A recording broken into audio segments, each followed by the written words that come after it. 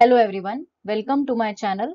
आज का जो ये वीडियो लेक्चर है इसमें मैं आपको CSR net life sciences qualify करने के लिए कुछ ट्रिक्स, प्लान्स और स्ट्रेटजीज बताऊंगी। तो लेट्स बिगिन। ओके, तो स्ट्रेटजीज बताने के पहले मैं थोड़ा सा अपने एक्सपीरियंस के बारे में बताना चाहूंगी। तो मेरा जो फर्स्ट अटेम्प्ट था that was in June 2018 where I qualified LS. And मेरा जो सेकंड अटेम्प्ट था वो उसी ईयर में दिसंबर में था। उस टाइम पे भी मेरा एलएस ही हुआ था। ये दोनों अटेम्प्ट्स मैं जब एमएससी फर्स्ट ईयर में थी तभी मैंने दिए थे। Then my third attempt was in December 2019।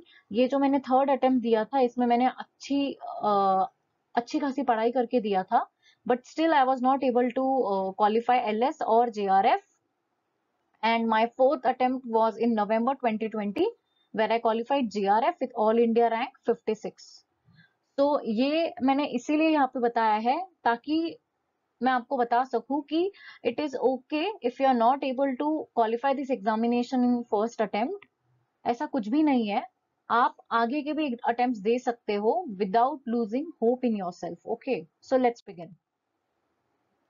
तो जो स्टूडेंट्स एमएससी कर रहे हैं उनके लिए कुछ प्रिपरेशन स्ट्रेटजीज, देन जिसका मास्टर्स हो चुका है और जो प्रिपरेशन कर रहे हैं, and then the students which are working और डूइंग रिसर्च और जॉब प्लस प्रिपरेशन, उनके लिए भी मैं स्ट्रेटजीज बताऊंगी। So there are strategies for.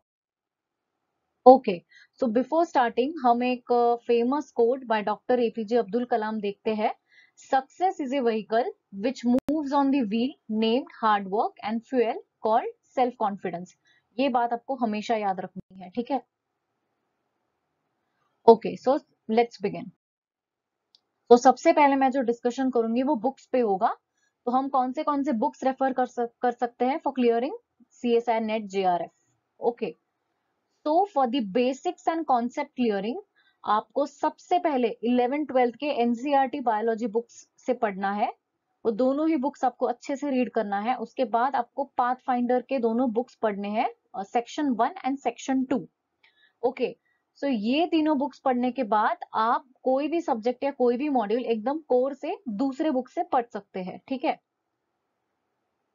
तो अगर टॉपिक्स आपको डिटेल में पढ़ने हैं, सो फर्स्ट मॉड्यूल जो है बायोकेमिस्ट्री का, इनके जो नोट्स आपने निकाले होंगे during your BSc and MSc, वो नोट्स तो आप रेफर कर ही सकते हैं।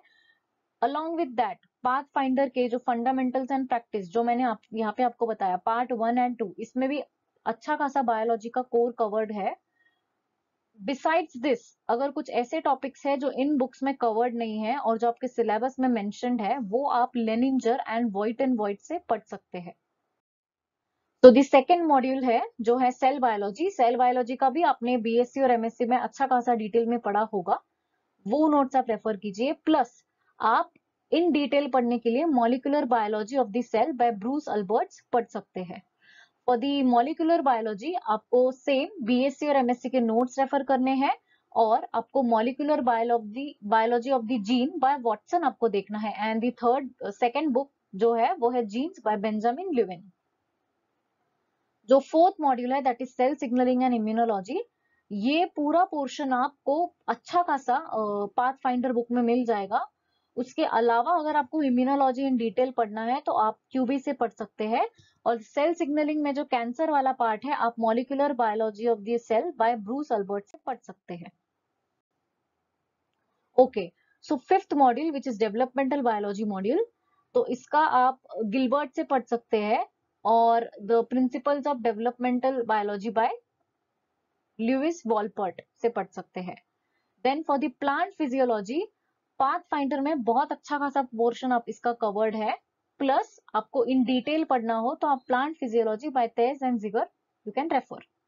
Okay, for the module number 7 which is animal physiology, सबसे पहले तो आपको 11th-12th के एनसीईआरटी के बायोलॉजी के बुक से पढ़ना है। उसके बाद आप in detail essentials of animal physiology by Rastogi से पढ़ सकते हैं। Then for the genetics part, the book by Hartl and Jones is the best. उसके अलावा आप बेंजामिन पियर्स से जो जेनेटिक्स का बुक है उसको आप रेफर कर सकते हैं। Okay, so next module is module number 9 जो है डाइवर्सिटी ऑफ लाइफ फॉर्म्स। तो डाइवर्सिटी ऑफ लाइफ फॉर्म्स के लिए आपको सबसे पहले तो 11-12 के एनसीईआरटी बुक्स पढ़ने होंगे बायोलॉजी। इसमें आपका सारा फाइला डिवीजन क्लासिफिकेशन वाला जो बेसिक वाला पार्ट है वो सारा कवर हो जाएगा। उसके अलावा अगर आपका मास्टर्स बॉटनी से है तो आप प्लांट का डिवीजन किंगडम क्लासिफिकेशन सब कुछ पढ़ सकते हैं। और अगर आप एमएससी जू से है तो आप जूलॉजिकल क्लासिफिकेशन पढ़ सकते हैं। और बाकी सारे ब्रांच के बच्चों के लिए भी ये सेम पॉसिबल है। और इसके अलावा जो पाथ फाइंडर का जो बुक है फंडामेंटल्स एंड प्रैक्टिस का, उसमें भी डाइवर्सिटी ऑफ लाइफ फॉर्म्स के बहुत सारे पॉइंट्स अवेलेबल है। Then for the module number 10 ecology, इसके लिए पाथ फाइंडर का एक बहुत अच्छा बुक है जो सिर्फ इकोलॉजी का पोर्शन कवर करता है, that is fundamentals of ecology and evolution bye path finder. ये कोई ऑरेंज कवर वाला कोई बुक है विच इज अराउंड 200 पेजेस। तो अब ये बुक अगर पढ़ लो तो आपको इकोलॉजी का ही और से ज्यादा पढ़ने की जरूरत नहीं है, उसमें सारे ही पॉइंट्स ऑलमोस्ट कवर्ड है। और इसके अलावा आप बेसिक इकोलॉजी बाय ओडम पढ़ सकते हैं। देन फॉर इवोल्यूशन वाला पार्ट मॉड्यूल नंबर 11 आप पाथ फाइंडर से पढ़ सकते हैं। और इन डिटेल्स आप ऑर्गेनिक इवोल्यूशन बाय रस्तोगी पढ़ सकते हैं। और इवोल्यूशन के ऊपर आपको काफी ज्यादा वीडियोस एंड ऑनलाइन कंटेंट भी अच्छा खासा मिल जाएगा। Then for the applied biology part, तो पाथ फाइंडर का बुक आप रीड कर सकते हैं। Then for the plant tissue culture आप बुक बाय राजदान ये कर सकते हैं, रीड कर सकते हैं। Then for the plant breeding principles and methods आप ये जो बुक प्लांट ब्रीडिंग वाले पार्ट के लिए आप बीडी सिंह का जो बुक है वो आप रेफर कर सकते हैं। Then for the module number 13 सबसे पहला part is Pathfinder fundamentals and practice. यहाँ से आप सारा रेस्ट्रिक्शन एंजाइम्स वाला सारा जो पार्ट है, क्लोनिंग वाला पार्ट सारा पढ़ सकते हैं। देन बिसाइड्स दिस एक पाथ फाइंडर का एक मेथड्स इन बायोलॉजी का एक अलग से बुक है which is fundamentals and techniques of biophysics and molecular biology. उसमें सारे टेक्निक्स ऑलमोस्ट सारे टेक्निक्स बहुत शॉर्ट में कवर्ड है, तो आप उसको अच्छे से रीड कर सकते हैं। बिसाइड दिस जो विल्सन एंड वॉकर का जो टेक्निक्स का बुक है आप उसको रेफर कर सकते हैं। And for the gene cloning gene manipulation ये जो जिनोमिक्स वाला पार्ट है आप प्रिमरोज एंड ट्वामन से रीड कर सकते हैं। तो ये सारे जो मैंने आपको बुक्स के नाम बताए हैं, इट इज नॉट नेसेसरी कि आप सारे ही बुक से सब कुछ पढ़े। आपको बस थोड़े थोड़े पॉइंट निकाल के वो एक एक बुक से आपको पढ़ना है। अगर आपको लगता है कि ये बहुत ज्यादा डिटेल में हो रहा है तो आप आपके जो प्रीवियस आपके जो एमएससी के या बीएससी के जो नोट्स है आप उसमें से पढ़ सकते हैं। प्लस आपको मैंने बताया है कि पाथ फाइंडर के बुक में बहुत सारी चीजें कवर्ड है। ओके ये सबसे इंपॉर्टेंट पार्ट है टाइम मैनेजमेंट। तो आपको टाइम मैनेजमेंट कैसे करना है, ओके तो हम इस टाइम मैनेजमेंट के बारे में डिस्कस करेंगे। तो अभी जो एग्जाम आने वाला है उसके बारे में हमें पता नहीं है। अभी रिसेंटली हमने एक ट्वीट देखा था बाय CSIR कि आफ्टर 5 वीक्स वो नोटिफिकेशन रिलीज करेंगे कि क्या होगा क्या नहीं, कब एग्जाम होगा due to this covid. Okay तो हम अज्यूम करते हैं कि हमारा एग्जाम 3 to 4 मंथ्स के बाद होगा, ठीक है। तो हमें उसके हिसाब से शेड्यूल बनाना पड़ेगा। तो अगर आप 10 डेज में 1 मॉड्यूल कवर करते हैं तो आपका 1 मंथ में 3 मॉड्यूल्स इजीली कवर होगा। तो दैट मीन्स आपके 3 मंथ्स में 9 मॉड्यूल्स कवर हो जाएंगे। और जो बचा हुआ 4th मंथ है उसमें आप complete revision and no new topics. Okay तो लास्ट मंथ में आपको सिर्फ रिवीजन और पेपर सॉल्विंग करना है, ठीक है। एंड यू आर डन, मतलब आपके 3 मंथ्स में 9 मॉड्यूल्स कवर्ड है अलोंग विथ रिवीजन। अब हम जो बोल रहे हैं कि 10 डेज में we have to do 1 module, तो आप उसका डिवीजन कैसे करेंगे। तो 10 डेज में से 5 to 6 days you can read learn and summarise. उसके आगे के जो 2 डेज है you can solve from the previous year question papers. And जो रिमेनिंग 2 डेज है उसमें आप कोई अदर सोर्सेज से क्वेश्चन पेपर सॉल्व कर सकते हो, जैसे कोई ऑफलाइन सोर्सेज जैसे कोई बुक वगैरह अवेलेबल है या फिर कोई ऑनलाइन पेपर्स वगैरह अवेलेबल है तो यू कैन सॉल्व दोस और आप खुद को एनालाइज कर सकते हैं। So this should be a time management, मतलब मैंने तो ये टाइम मैनेजमेंट फॉलो किया था तो मेरा अराउंड 3 to 4 मंथ्स में अच्छे खासे मॉड्यूल्स का प्रिपरेशन हो गया था। ओके तो अभी हम डिस्कस करेंगे स्टडी प्लान के बारे में। तो कौन से वो मॉड्यूल्स है जो आपको कंपल्सरीली टारगेट करने चाहिए, ठीक है। तो पहला है बायोकेमिस्ट्री। बायोकेमिस्ट्री तो आप 11-12 से पढ़ते आ रहे हैं। cell biology, molecular biology, genetics, ecology, evolution, diversity of life forms, applied biology and methods in biology. Now you must be thinking कि मैंने पूरे 9 मॉड्यूल्स तो इसी में डाल दिए हैं, इनको आप सबको कंपलसरी बोल रहे हैं, हम इतने सारे मॉड्यूल्स कैसे करें? तो जो ये पहले 5 मॉड्यूल्स है, biochemistry, cell biology, molecular biology, genetics and ecology, इसका तो 70 to 80% वाला पोर्शन आप आपका बीएससी और एमएससी में कवर कर लेते हैं। आपको बस कुछ ही ऐसी एक्स्ट्रा चीजें हैं जो आपने तभी कवर नहीं की होती, वो आपको पढ़नी होती है। और regarding evolution, diversity of life forms, applied and methods in biology, आपको बस थोड़ा ही पढ़ने की जरूरत है। थोड़े पढ़ाई में आपके बहुत सारे क्वेश्चन सॉल्व हो सकते हैं। मतलब these modules are comparatively easy अगर आप इनको टारगेट करने जाए। The remaining modules which are cell signalling and immunology, plant physiology, animal physiology, developmental biology, अगर आप बॉटनी के स्टूडेंट हैं आप प्लांट फिजियोलॉजी को टारगेट कर सकते हैं। अगर आप जूलॉजी के स्टूडेंट है तो आप एनिमल फिजियोलॉजी और डेवलपमेंटल बायोलॉजी को टारगेट कर सकते हैं। और अलोंग विथ सेल बायोलॉजी आप सेल सिग्नलिंग का कुछ पोर्शन और इम्यूनोलॉजी का कुछ पोर्शन आप आराम से कवर कर सकते हैं। तो अकॉर्डिंग टू मी कितने मॉड्यूल्स, मतलब आप अब सोच रहे होंगे कि कितने मॉड्यूल्स फिर भी हमें इन ऑल करने हैं ताकि हम आराम से सीएसआर नेट जेआरएफ क्लियर कर सके। तो पहले जो केस होता था आप बोलते थे कि 7 to 8 मॉड्यूल्स इनफ थे सीएसआर नेट को क्रैक करने के लिए। बट अभी जैसे जैसे एग्जाम्स हम देख रहे हैं, जो ऑनलाइन एग्जामिनेशंस है, सारे जो क्वेश्चंस आते हैं वो इंटरडिसिप्लिनरी आते हैं। मतलब सेम क्वेश्चन जो रहता है आप उसको देख के बोल नहीं सकते कि वो क्वेश्चन मेथड्स इन बायोलॉजी से आया है या वो क्वेश्चन मॉलिक्यूलर बायोलॉजी से आया है। ऐसे बहुत सारे हैं। तो अकॉर्डिंग टू मी अगर आप 9 to 10 मॉड्यूल्स अच्छे से करते हैं तो आपका आराम से सीएसआर नेट क्लियर होगा। ठीक है, तो मैंने मेरे प्रिपरेशन के टाइम पे ये जो 9 मॉड्यूल्स हैं इनको अच्छे से पढ़ा था। सेल सिग्नलिंग एंड इम्यूनोलॉजी किया था, प्लांट फिजियोलॉजी किया था, डेवलपमेंटल बायोलॉजी के कुछ कुछ टॉपिक्स ही किए थे जो मुझे लगता था इंपॉर्टेंट है, और एनिमल फिजियोलॉजी मैंने पूरे तरीके से छोड़ दिया था। ठीक है, तो इन ऑल आप 10 मॉड्यूल्स अच्छे से कर सकते हैं और बचे हुए जो 2-3 मॉड्यूल्स हैं उनके आप कुछ कुछ इंपॉर्टेंट पॉइंट्स ही कवर कर सकते हैं। ओके, तो इतना मेरे हिसाब से काफी रहेगा आपका सीएसआर नेट जेआरएफ क्वालिफाई करने के लिए।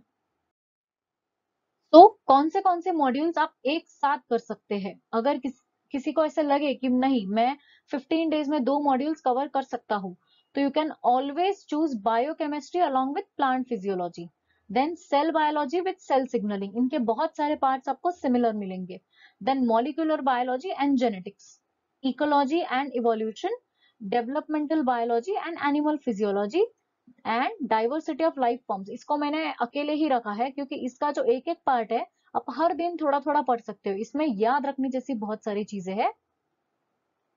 Then methods in biology and applied, that is module 12 and module 13। इन मॉड्यूल्स का पेयरिंग करके आप बहुत इफेक्टिव लर्निंग कर सकते हैं। देन स्ट्रैटेजीज, ठीक है, वो बच्चे जो अभी एमएससी में है और जिनको सीएसआर नेट का प्रिपरेशन करना है और जिनको सीएसआर नेट का एग्जामिनेशन देना है, उनके लिए मैंने यहाँ पे कुछ स्ट्रैटेजीज लिखे हुए हैं। सो आपको सारे टॉपिक्स डिटेल में पढ़ने हैं जो आप एमएससी के लिए पढ़ रहे हो, that too from good reference books. Then आपको जो नोट्स बनाने हैं वो बहुत अच्छे नोट्स होने चाहिए जिनको आप एमएससी के टाइम पे और एमएससी के बाद भी रेफर कर सको। देन सबसे इंपॉर्टेंट पॉइंट इज आप आराम से 7 to 8 मॉड्यूल्स कवर कर सकते हैं ड्यूरिंग योर मास्टर्स। ओके, आपको बस क्या करना है, 1 to 3 आवर्स, तो एवरेज आप बोल सकते हैं अगर आप 2 आवर्स डेली का प्रिपरेशन करें फॉर सीएसआर नेट तो आप एमएससी में होते हुए ही सीएसआर नेट क्वालिफाई कर सकते हैं। ओके ओके, तो ये उन लोगों के लिए है, उन स्टूडेंट्स के लिए है जो अभी घर बैठे सीएसआर नेट का प्रिपरेशन कर रहे हैं आफ्टर देन मास्टर्स। ओके, तो ये मैंने कुछ थोड़ा सा एक दिन का जो टाइम शेड्यूल है वो थोड़ा सा डिस्कस किया है। आप इसके अकॉर्डिंगली आप थोड़ा प्लान करके आप फाइनलाइज कर सकते हो आपको कैसे पढ़ना है। ओके, तो मतलब मैंने ये चीजें फॉलो की थी। ओके, तो स्टार्ट में इन the morning you can start with new topics, कुछ 3 to 4 आवर्स आप पढ़ सकते हैं या फिर 5 to 6 hours according to you, मतलब जो भी आपको कंफर्टेबल लगे, बीच में थोड़ा सा ब्रेक रहना जरूरी है। ओके, तो यहाँ पे आप मॉर्निंग में एकदम फ्रेश माइंड में कुछ न्यू टॉपिक्स पढ़ सकते हैं। ओके, उसके बाद आप आफ्टरनून थोड़ा सा रिलैक्स कर सकते हैं, आप सो सकते हैं, you can have good sleep. because according to me after good sleep you can do very good productive study. Evening time पे आपका जो स्टडी रहेगा वो काफी ज्यादा प्रोडक्टिव रहेगा.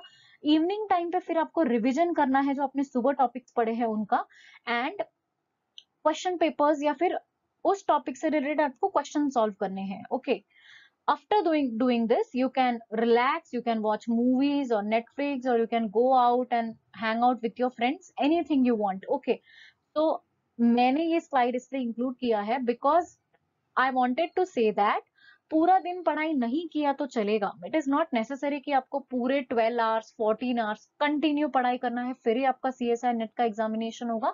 This is not the case. अगर आप 3 to 4 आवर्स बहुत अच्छे से पूरे दिन में पढ़ाई कर लेते हो तो आप आराम से CSI नेट क्वालिफाई कर सकते हैं. ओके, और regarding this start in the morning and sleep early, जिन बच्चों का रात में बहुत अच्छे से पढ़ाई होता है एंड मॉर्निंग में जल्दी उठा नहीं जाता है, वो लोग जो ये फ्रेश न्यू टॉपिक्स है ये रात में स्टार्ट कर सकते हैं और सुबह के टाइम पे उठ के वो उन टॉपिक्स का रिवीजन करके उन पे बेस्ड क्वेश्चन सॉल्व कर सकते हैं. Anything which is convenient according to you. For the students who are doing job और रिसर्च, अब वो लोग कैसे अपना प्रिपरेशन करेंगे? सो आपका जो शेड्यूल है आपको उसके हिसाब से प्लान करना पड़ेगा. सो सपोज आपके वर्क आवर्स है सुबह के 9 से लेके शाम के रात के 9 बजे तक. ओके, तो आप अगर आपका शेड्यूल कुछ ऐसा पैक्ड है तो आप क्या कर सकते हैं, आप सुबह जल्दी उठ के आप 2 आवर्स का प्रिपरेशन एवरी मॉर्निंग कर सकते हैं और रात को सोते वक्त you can always solve questions और do revision for about 30 minutes to 1 hour. अगर आप इतना ही रोज कर ले तो आप आराम से CSI नेट को क्वालिफाई कर सकते हैं. For students with night shift obviously this is really very important. आपको आपकी स्लीप बहुत अच्छे से मैनेज करनी है. Don't compromise with your sleep. Sleep well and then study. 2 hours of quality study every day. Okay. Solve previous year question papers and focus on the important topics. अभी आप अगर दिन के सिर्फ 2 घंटे पढ़ रहे हो तो आप हर टॉपिक नहीं पढ़ सकते, तो आपको कुछ इंपॉर्टेंट टॉपिक्स पे ही फोकस करना है जिससे कि आपका एग्जाम क्वालिफाई हो सके. तो quality over quantity should be your aim. ऐसे नहीं सोचना है कि मेरी पढ़ाई सिर्फ 2 ही घंटे हुई है, मुझसे CSI नहीं होगा, मैं कल से नहीं पढ़ूंगा. ऐसा केस नहीं होना चाहिए. आपको रोज पढ़ना है. Okay, and yes you can do it. Consistency is the key. आपको रोज करना है. Every day 2 hours is okay. Okay, तो यहाँ कुछ थंब रूल्स या फिर कुछ की पॉइंट्स है जो आपको प्रिपरेशन के टाइम पे याद रखना है. तो it is the amount of quality work which matters and not the amount of quantity और टाइम. कुछ बच्चे ऐसे होते हैं जो दिन दिन भर पढ़ाई करते हैं, लाइक अराउंड 12 to 18 आवर्स का पढ़ाई, still they are not able to crack the examination, and there are few students who study about 3 to 4 hours per day but they are easily able to qualify the examination. इन दोनों में फर्क क्या है? Regarding the quality work. Okay, अगर आप पूरे दिन books लेके बैठे रहते हो और अगर आप उसको एग्जाम में अप्लाई ही नहीं कर पा रहे हो तो it is of no use. Okay, लेकिन अगर आप 3 to 4 आवर्स पढ़ाई करते हो और वो क्वालिटी वर्क करते हो तो you can apply that in your examination. तो according to me quality is important. Okay, do study every day even if it is only 2 hours. That is completely okay. Okay, doing something is better than doing nothing. Yeah, stay away from negative people or places. This is really very important, and remember you can do it. Always remember it is hard work that will give you success, and it is completely okay if you are not able to qualify the examination in your first attempt. आपको ऐसे नहीं सोचना है कि भाई मेरा first attempt में exam clear नहीं हुआ, अब मैं एग्जाम कभी नहीं दूंगा, मैं ये एग्जाम दे नहीं सकता. ओके, सो आपको ये चीजें दिमाग से निकालनी है. ये भी नहीं सोचना है कि मैं अभी एग्जाम नहीं दूंगा, मैं अगले साल एग्जाम दूंगा अच्छे से प्रिपरेशन करके. Don't do this. ओके, अगर आप एग्जामिनेशन देते हो तो आपको पता चलता है एग्जाम का क्या पैटर्न होता है, आपको कितना स्टडी रिक्वायर्ड है, आपको कितना डेप्थ में पढ़ने की जरूरत है. Will you be able to clear this examination next time? आपको पता ही नहीं चलेगा जब तक आप एग्जाम नहीं दोगे. Okay, so you have to start giving this examination जब आप मास्टर्स में होते हो. Okay, and you can crack the examination without any coaching. This is also important point. बहुत सारे बच्चे ये पूछते हैं कि मैम हमें कोचिंग लेने की जरूरत है क्या, हम बिना कोचिंग के क्लियर कर पाएंगे या नहीं. मैंने तो किया था एंड आई वुड सजेस्ट आप लोग भी कर सकते हैं. मतलब कोचिंग की जरूरत ही नहीं है. इतने सारे ऑनलाइन डेटा अवेलेबल है, इतने अच्छे अच्छे बुक्स अवेलेबल है, आप आराम से घर पे बैठ के इसकी पढ़ाई करके ये क्लियर कर सकते हैं। बट फिर भी आप कोचिंग ज्वाइन कर सकते हैं अगर आपको चाहिए, it is completely your choice. Okay okay, so along with study आपको आपके हेल्थ की भी केयर लेनी होगी। Do exercise every day at least for 30 minutes and doing meditation increases focus and concentration. Along with the study आपको exercise पे भी ध्यान देना है, रोज एटलीस्ट हाफ एन आवर सुबह में एक्सरसाइज करना है। This will increase your concentration in your day will be productive. Okay, do practice PYQs, previous year question papers आपको स्पेशली प्रैक्टिस करने हैं। मोस्टली आपको दिसंबर 2019 और नवंबर नवंबर 2020 के पेपर्स तो पक्के से सॉल्व करने हैं, क्योंकि मैंने ऑब्जर्व किया है जो जून 2019 तक जो एग्जामिनेशन होता था उसका जो लेवल होता था वो कंपैरेटिवली इजी होता था, इसलिए आप वो सारे पेपर्स तो सॉल्व करो ही, बट ये जो 4 पेपर्स है, जो दिसंबर 2019 का मेन एग्जामिनेशन प्लस दिसंबर 2019 का जो मेघालय में जो एग्जामिनेशन हुआ था वो, और नवंबर 2020 में जो दो एग्जामिनेशन हुए थे, दो शिफ्ट्स में, एक मॉर्निंग शिफ्ट और एक आफ्टरनून शिफ्ट, वो दोनों, ये चारों पेपर आपको पक्के से सॉल्व करने हैं before upcoming CSI net examination. Okay, इससे आपको एक सीएसआर के लेवल का आइडिया आएगा और आपको प्रिपरेशन उसी हिसाब से होगा। And remember, if you are preparing for CSIR net, you are also preparing for other competitive examinations like GATE, DBT JRF, ICAR net, ICMR, etc. तो आपको ध्यान रखना है कि बहुत सारा जो सिलेबस जो सीएसआर नेट का है वो GATE, DBT JRF, ICAR, ICMR जो बाकी के इंडिया में जो कॉम्पिटेटिव एग्जामिनेशंस है उनके साथ सिमिलर है। तो आपको उसी के हिसाब से एकदम वाइज प्लानिंग करना है और करना है। जैसे आपका सीएसआर नेट का एग्जामिनेशन अगर जून में है और डीबीटी का एग्जामिनेशन अप्रैल में है, तो आपको अप्रैल तक वो सारा पार्ट कवर कर लेना है जो सीएसआई नेट का और डीबीटी का कॉमन है। देन आफ्टर डीबीटी जेआरएफ का एग्जामिनेशन आप बचा हुआ सीएसआई नेट का सिलेबस कवर कर सकते हैं। इस वे में आप दोनों एग्जाम्स क्वालिफाई कर सकते हैं। ओके, इसीलिए आपको एकदम स्मार्टली और वाइजली स्टडी करना है ताकि आप सारे कॉम्पिटेटिव एग्जामिनेशंस क्लियर कर सकते हैं। ओके, तो मैनेजिंग लास्ट मिनट स्ट्रेस, ये पॉइंट मैंने इसलिए इंक्लूड किया है क्योंकि in spite of studying I was not able to clear my CSR examination because मैंने बहुत ज्यादा स्ट्रेस ले लिया था। तो ये चीज आपको नहीं करना है। Okay, relax, this is just an examination. Okay, जिसके अटेम्प्ट्स भी लिमिटेड नहीं है, आपको अनलिमिटेड अटेम्प्ट्स मिलते हैं। Okay, do not try to study everything at the last minute. Last minute में आपको आपके 12 to 15 बुक्स कैसे पाइल अप करके बैठे नहीं रहना है कि कल मेरा एग्जाम है, आज मैं सारे बुक्स फिर से पढ़ूंगा। No, this is a wrong practice. Okay, revise few important charts और फॉर्मूलेज इफ यू वांट। जैसे आपने कोई चार्ट्स बनाए हो, जैसे different types of animal diseases हो, प्लांट डिसीजेस हो, डिफरेंट टाइप्स ऑफ वैक्सीनेशन हो, कौन से वैक्सीन है उसके आपने कुछ चार्ट्स बनाए हो, कौन से रिसेप्टार्स है उसके चार्ट्स बनाए हो, तो ये कुछ छोटे मोटे इंपॉर्टेंट चार्ट्स या फिर कुछ फॉर्मूलेज है बायोकेमिस्ट्री के, आप उनको एंड लास्ट डे पे आप रिवाइज कर सकते हो, नो प्रॉब्लम। बट आपको सारी चीजें लास्ट डे पे रिविजन के लिए नहीं रखना है। Okay, start solving the model test similar to your examination and analyse yourself with the time management. आपको एग्जाम के पहले ही बहुत सारे टेस्ट दे दे के खुद को ऐसे आदत ये करनी होगी ताकि आपको पता चलेगा कि आपको आपका टाइम मैनेजमेंट होता है या नहीं। आपको डायरेक्टली उठ के एग्जामिनेशन में जाना नहीं है, आपको पता ही नहीं चलेगा कब आपका टाइम चला गया और आपका अच्छे से पार्ट सी या पार्ट बी जो है वो सॉल्व ही नहीं हुआ। Okay, try solving the test on the same time as mentioned on the hall ticket of your examination.